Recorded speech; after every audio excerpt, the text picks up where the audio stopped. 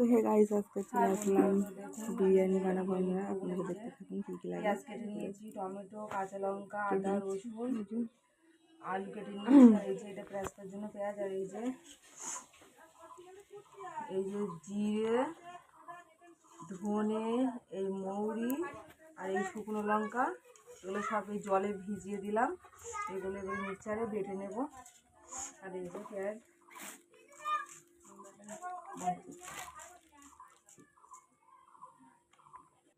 জিরে, ধনে, মৌরি সব যা দিয়ে যায়, এই যে এগুলো পেস্ট হবে এই যে মিক্সারে। আর এই যে আদা রসুন পেস্ট করে নিয়েছি। পেঁয়াজটাও বেটে নেবো, টমেটোটাও বেটে নেবো। যখন ওঠে কাচ্চির প্যারা ভাই কোনো উপায় নাই জানি কাছে ভাই ডিসাইড করতে লাগা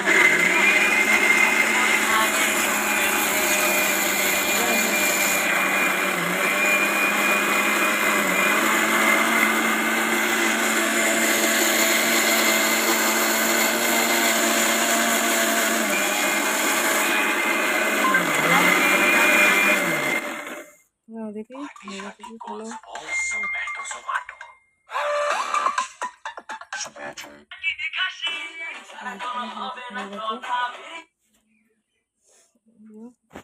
এটা মিক্সড হয়ে গেছে।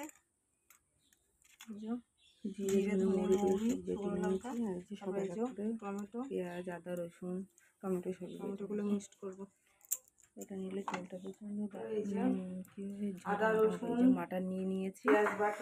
মাটনে আদা রসুন পেঁয়াজ ঝাল জিরে মরিচ ও হলুদ তেল নুন যা যা থাকে সব লাগে আর কি, ওগুলো সবই দিয়ে টক দইটা নিয়ে বলে এই কারণে একটু লেবু দেবো। তো সব কিছু দিয়ে একটু মিক্সড করে রেখে দেবো, কিছুক্ষণের জন্য রেস্টে রাখবো। ওটা কমপ্লিট করে দেখুন। আর এই যে লঙ্কা গুঁড়ো লঙ্কা ইউজ করেছি, শুকনো লঙ্কা বেটে দিয়েছি। আর এই যে যদি কোনো ভুল করে থাকি তো আপনারা বলবেন, আর কে কেমনভাবে করেন কমেন্টে অবশ্যই জানাবেন। তো আমি যেভাবে পারি সেটাই আপনাদের দেখালাম, বাট সব কিছু দেখাতে পারলাম না। ক্যামেরা ধরার খুবই অসুবিধা হচ্ছিল, তাও একা ধরার কখনো একা কখনো ধরে দিচ্ছে, হচ্ছে না, খুবই অসুবিধা হচ্ছে। তাও আপনাদের জন্য রেস্টে রেখে দেবো। লাইক কমেন্ট শেয়ার করে দেবেন, আর কেমন হয়েছে কমেন্টে বলবেন। পুরোপুরি ভিডিওটা দেখবেন ভালো করে, আশা করছি ফার্স্ট থেকে লাস্ট অবধি ভিডিওটা দেখবেন। ওই যে মাখানো কমপ্লিট হয়ে গেছে, সব কিছু দিয়ে রেস্টে রেখে দেবো এটা। এবারে আমি ভাতটা করে নেবো। ওই যে চলে আসলাম, গ্যাসে করলে অত ভালো হয় না, ওই কারণে পাকাতেই করবো।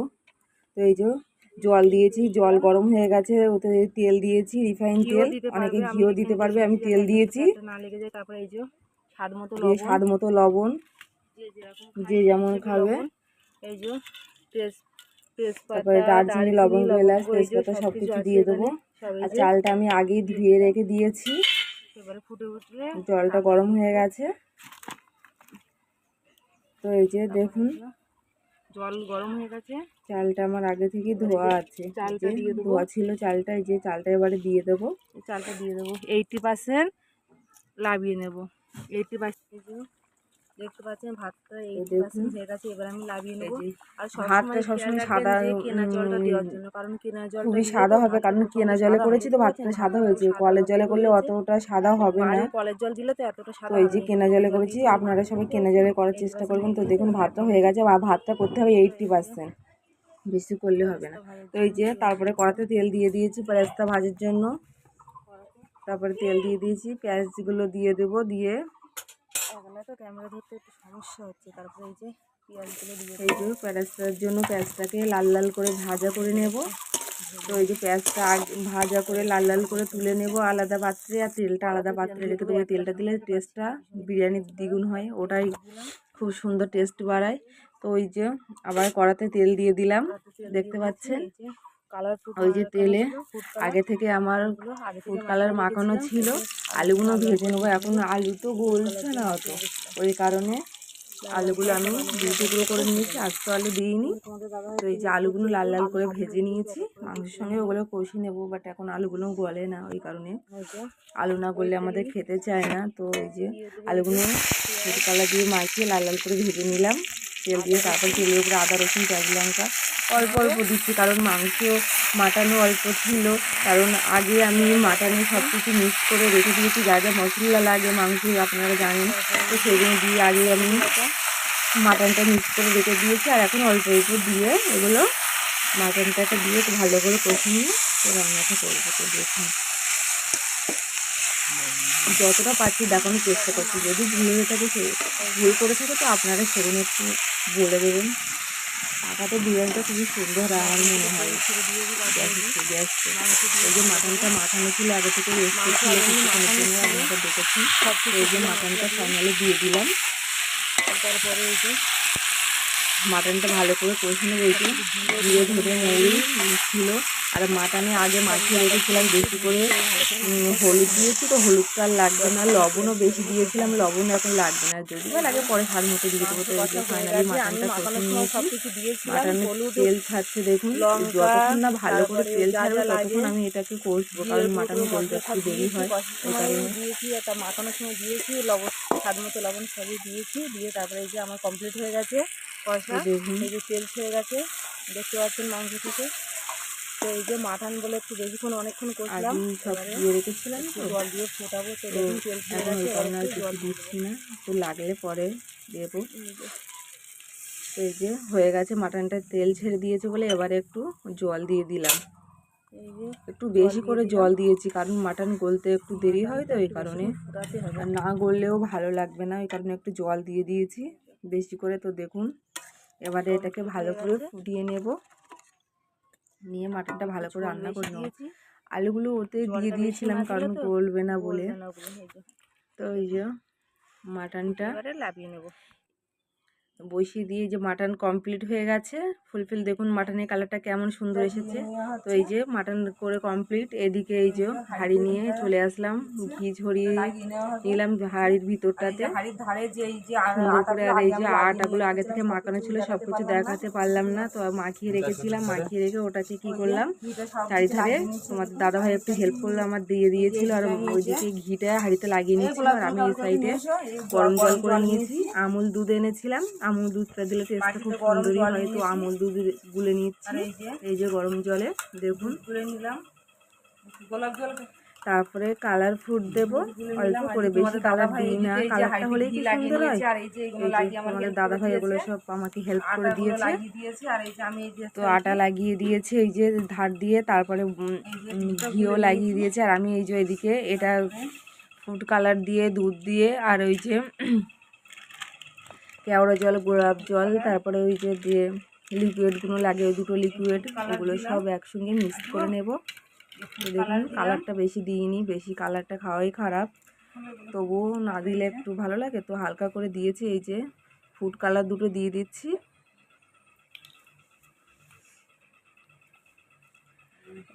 ফুড কালার দুটো দিয়ে দিলাম, তারপরে গোলাপ জল কেওড়া জল এই দুটোকে দিয়ে দেব।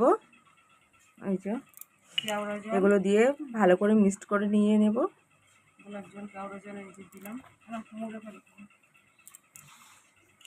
গোলাপ জল কেওড়া জল হয়ে গেছে আমার, এটা কমপ্লিট হয়ে গেছে। লিকুইডগুলো সবই দিয়েছি, এই লিকুইডগুলো তো ওগুলো সব দিয়ে দিয়েছিলাম, কমপ্লিট হয়ে গেছে। এদিকে এবারে লাস্টে যাতে কিছু না ধরে যায়, তলাটা যাতে না ধরে যায়, একটু ঝোল দিয়ে দেব হাঁড়ির নিচে। আগে আমি ঘি দিয়ে রেখেছি, তারপরে এই যে হাঁড়ির নিচে একটু ঝোল দিয়ে দিলাম, মাটনের জুস দিয়ে দিলাম,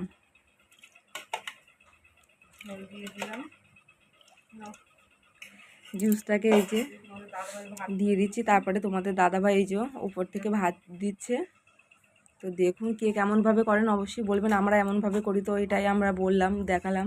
তো এইভাবে একবার করে খেয়ে দেখবেন কেমন লাগে, কমেন্টে জানাবেন। আমরা তো এইভাবে করে খাই, বাট খুবই সুন্দর টেস্টি লাগে, তো আপনারাও করে দেখবেন। আর আপনারা কেমনভাবে করেন কমেন্টে অবশ্যই জানাবেন, আর আমারটা কেমন হয়েছে কমেন্টে জানাবেন। আর ফার্স্ট থেকে লাস্ট অবধি প্লিজ প্লিজ আপনাদেরকে অনুরোধ করছি এটা দেখবেন, আমি অনেক কষ্ট করে এটা বানিয়েছি কিন্তু আপনাদেরকে কাছে শেয়ার করার জন্য, দেখানোর জন্য। তো দেখুন এই যে এক রাউন্ড ভাত দিয়ে দিয়েছি, তারপরে এই যে পাস্তা ভাজাটা ছিল ওইটা দিয়ে দিচ্ছি। ওই যে দেখুন বেরেস্তা ভাজাটা দিয়ে 2 রাউন্ড দেব। তো ওই যে পেরেস্তা ভাজাটা দিয়ে দিলাম, তারপর ওই যে পেরেস্তা ভাজার যে তেলটা ছিল ওটা দিয়ে দেবো। এগুলো স্বাদটা দ্বিগুণ বাড়ায়, খুব সুন্দর হয়, টেস্টি হয়। পেঁয়াজের যে পেরেস্তা ভাজার যে তেলটা না, খুবই সুন্দর টেস্ট। তারপরে এই যে বিরিয়ানি মশলা দিয়ে দিলাম, বিরিয়ানি মশলা দিয়ে দিলাম। তারপর ওই যে ফুড কালার দিয়ে দিলাম। আমি কালারটা বেশি দিইনি, বাট যে যেমন কালার খাবে দেবে। তো ওই যে ফুড কালার দিয়ে দিলাম, ওটির সঙ্গে সবই মাখানো ছিল। তারপরে মাটনগুলো এক এক করে আমি মাটন দিয়ে দিচ্ছি ওতে, ওই রাইসের ভিতরে মাটন। তারপরে আলুগুলো দিয়ে দেবো যাতে ভালো করে সিদ্ধ হয় মাটনগুলো। ওই কারণেই মাটনটা আমি মিডিলে সব দিয়ে দেবো। মিডিলে দিলে ওপরে নিচে এক রাউন্ড ভাত আছে, ওপরে এক রাউন্ড থাকবে, তো মাটনটা মাঝে থাকবে, ভীষণই সুন্দর। মাটনটা গলে যাবে, খুব সুন্দরই হবে। ওই জন্য আমি সব মিডিলই দিয়ে দিলাম, মাজায় দিয়ে দিলাম। মাটনগুলো খুব সিদ্ধ হবে, খুব সুন্দর।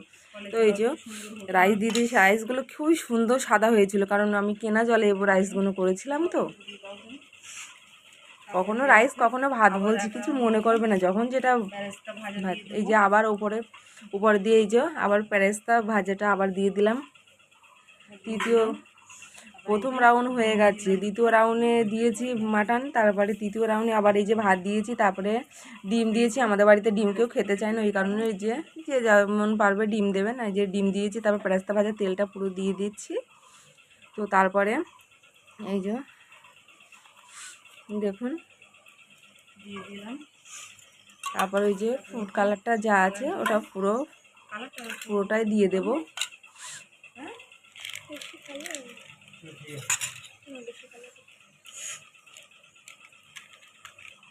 তো দেখুন এই যে ফুড কালারটা পুরোটাই দিয়ে দেবো ওতে। খুবই সেন্ট বার হচ্ছে, কি বলবো, জাস্ট ওয়াও। না খেলে আপনারা বুঝতে পারবেন না, এখানে আসলে বুঝতে পারবেন। আর কার কার খাওয়ার ইচ্ছা আমার বাড়িতে আসতে হবে। আর কেমন হয়েছে এটা দেখে জাস্ট বলবেন। এই যে তারপরে বিরিয়ানি মশলাটা দিয়ে দিচ্ছি উপর দিয়ে একটু। তারপরে একটু ঘি ছড়িয়ে দেব। একটু আলু ছিল একটা, মাংস একটা দিলাম উপরে, একটু হালকা করে ঝোল দিলাম, বেশি দেবো না। বেশি দিলে তো ভাতটা বেশি নরম হয়ে যাবে। আর ভাতটা পুরো একদম ঝরঝর হয়েছে। 80% ভাতটা ঠিক টাইমে না লাগাতে জানলে পুরো একদম সব শেষ হয়ে যাবে। এত কষ্টের ফল পুরো একদম জলে চলে যাবে। ভাতটা মেন, ভাতটা ঠিক করে বানাতে হবে। তো দেখুন কমপ্লিট হয়ে গেছে। ঘিও দিয়ে দিয়েছিলাম, আর ভাতটা লাভিয়ে তখনই ঘিটা দিয়ে আমি ভাতটা রেস্টে রেখেছিলাম 20 মিনিটের জন্য। তো এই যে আমার ফাইনালি কমপ্লিট হয়ে গেছে। তারপরে হাঁড়িটা মুড়ে দিয়েছি, এই যে সিল করে দিচ্ছি। দেখুন হাঁড়িটাকে সিল করে দিলাম 20 মিনিট পরে। তো দিয়ে তারপরে এবারে আমি এটাকে দম দেওয়ার জন্য 20 মিনিটের জন্য, এই যে দেখুন পাকায় আগুনটা দেখছেন, গ্যাসে হলে একটানা জ্বলবে, ওটা কিন্তু ভালো দম হয় না, আর পুড়ে যাওয়ার সম্ভাবনা থাকে। বাট এটাতে কোনো পুড়ে যাওয়ার সম্ভাবনা থাকে না, কারণ ওই যে রান্না করেছিলাম না, আগুনটা ছিল, ওই আগুনে ওইভাবেই আগুনে হয়ে যাবে। দেখতে পাচ্ছেন, ওটা আমি 20 মিনিটের জন্য বসিয়ে রেখে দেবো শুধু, আর কিচ্ছু করতে লাগবে না, হয়ে যাবে। এই যে দেখতে পাচ্ছেন আমি ওই যে বসিয়ে দিয়েছি, আর আমার হাল পুরো এই যে অবস্থা পুরো খারাপ হয়ে গেছে। খুবই কষ্ট করে তো আমি গা ধুয়ে ফ্রেশ হয়ে নেব। তো দেখুন ফ্রেশ হয়ে আসছে, তারপরেই এই যে দেখা হবে 20 মিনিট পরে ঠিক। আর আমিও ফ্রেশ ততক্ষণ এটা হবে, যতক্ষণ 20 মিনিটে রেডি হবে আমিও 20 মিনিটে ফ্রেশ হয়ে আসছি। তো টাটা বাই বাই, দেখা হচ্ছে 20 মিনিট পর। ফ্রেশ হয়ে চলে আসলাম 20 মিনিট পরে। তো এই যে আগের অবস্থা আর এখনকার অবস্থা, আগে তো পুরো কি বলবো, রানতে কতক্ষণ আর খেতে কতক্ষণ, কত কষ্ট করেছি পুরো ফার্স্ট থেকে লাস্ট ভিডিওটা দেখবেন। এই যে রেডি হয়ে গেছে, এই যে এনেছি, আর আমিও রেডি হয়ে গেছি। এবারে হাঁড়িটা খোলার পালা, তো দেখতে থাকুন। এই যে ফাইনালি এটা রেডি হয়ে গেছে। দেখুন এই যে ফাইনালি রেডি হয়ে গেছে। ওয়াও কি সেন্ট, জাস্ট প্লেটে বার করে বাইরে সুন্দর সেন্ট বার হচ্ছে। তো এই যে এবারে আমি বিরিয়ানিটা প্লেটে তুলে আপনাদেরকে দেখাবো। এই যে মাটন তুললাম, দেখুন রাইস তুলছি, তারপরে এই যে ডিম, দেখতে পাচ্ছেন মাটনটা কেমন, আর মাটনটা প্রচণ্ড গলে গিয়েছিল, আর রাইসগুলো পুরো একদম কি বলবো একটার সাথে একটা লেগে যায়নি, পুরো ঝরঝরে ছিল।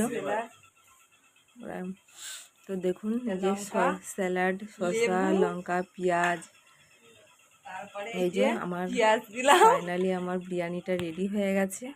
তো এবারে জাস্ট খাওয়ার পালা। তো তো দেখুন জাস্ট রেডি হয়ে গেছে। উফ, দেখে তো জিভে জল চলে আসে। এবারে এই যে খাচ্ছি আমরা, ভীষণই সুন্দর টেস্টি হয়েছিল, না খেলে আপনারা বুঝতে পারবেন না। তো